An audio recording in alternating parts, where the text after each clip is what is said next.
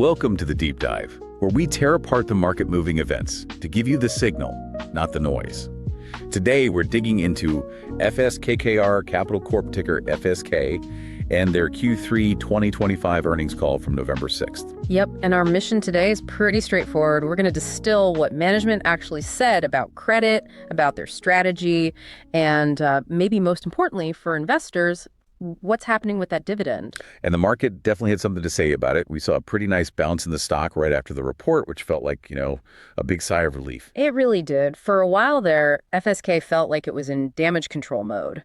The big question now is whether this is a real shift from, crisis management to actual strategic rebuilding. Exactly. So let's start where the market did, with the hard numbers that kicked off that positive feeling. Okay, so top of the house, the GAAP earnings per share, it was a really strong beat. They reported 76 cents a share. 76 cents, and consensus was what, somewhere in the 50s?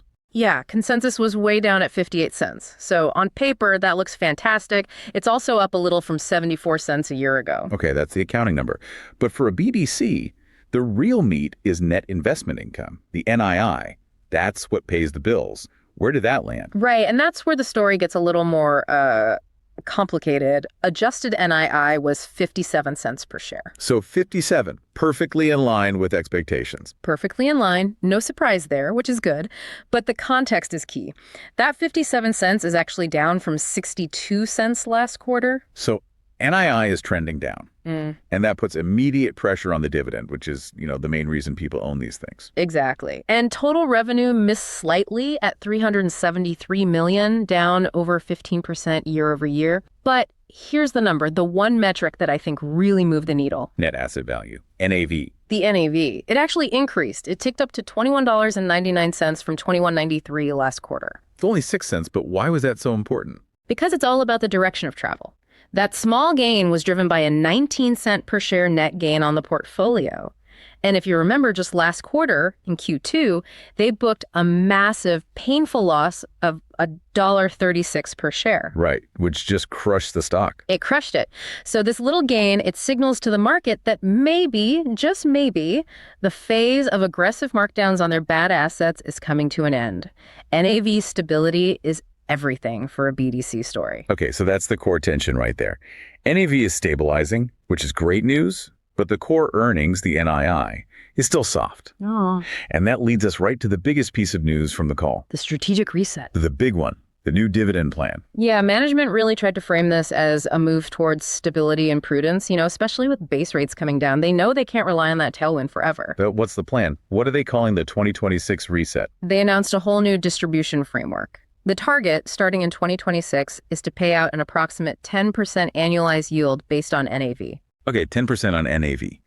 That feels like a pretty standard, sustainable number for the BDC space. It is. It's meant to be. But to get there, they're making a pretty big change to the quarterly payout. A cut to the base dividend. A significant one. They're anchoring the new distribution with a base payout of approximately 45 cents per share. Whoa, 45 cents. The current base is, 64 cents?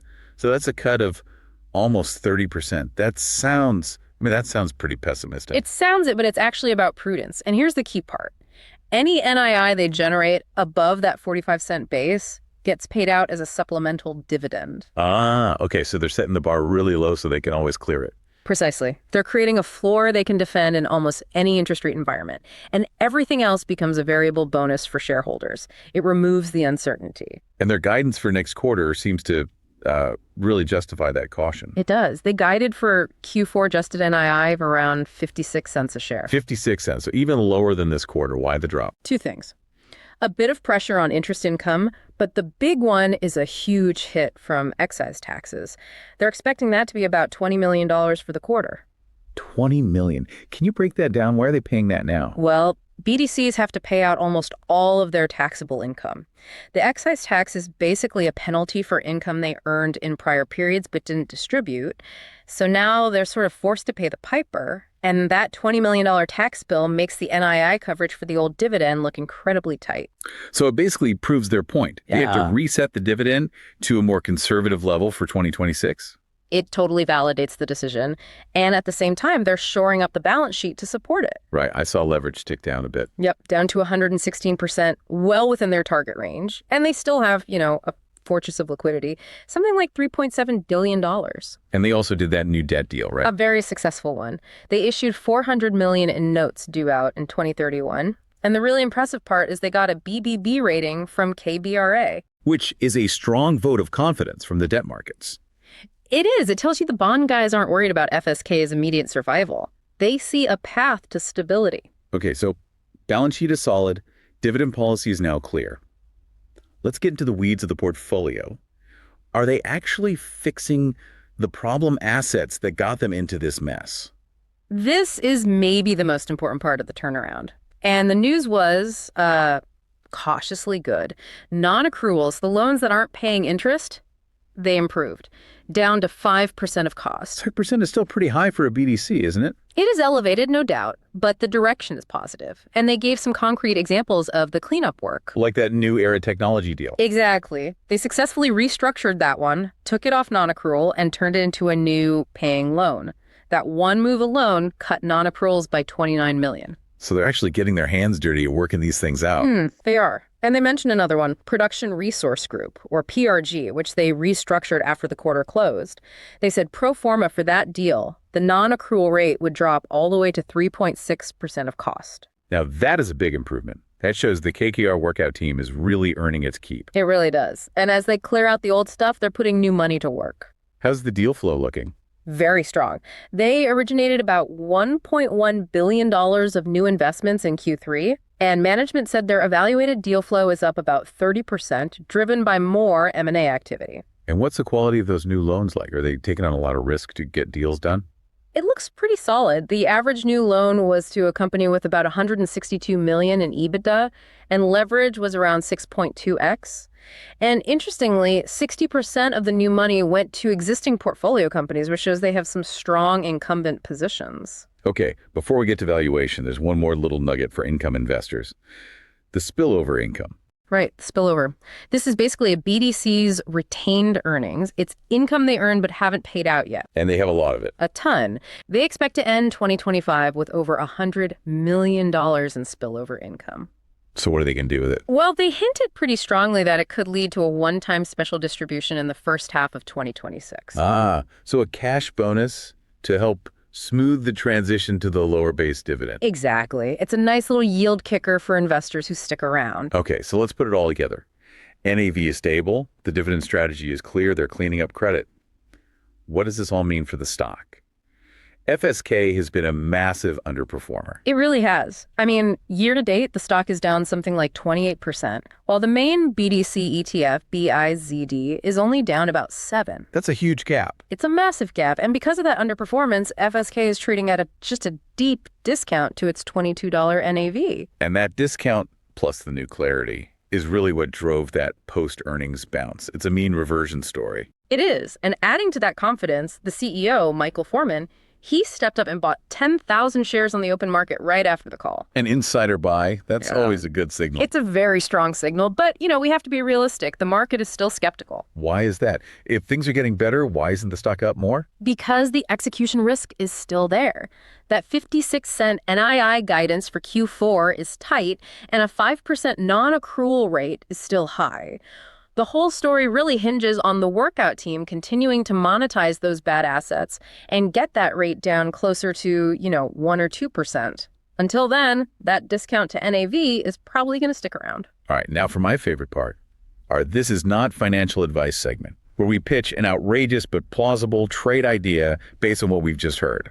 As always, this is just analysis, not a recommendation. The whole FSK story is just begging for a mean reversion trade. The market punished it so hard that you've got this, high yield, deep discount setup. We're essentially betting on management's execution. So what's the trade? The idea is pretty simple.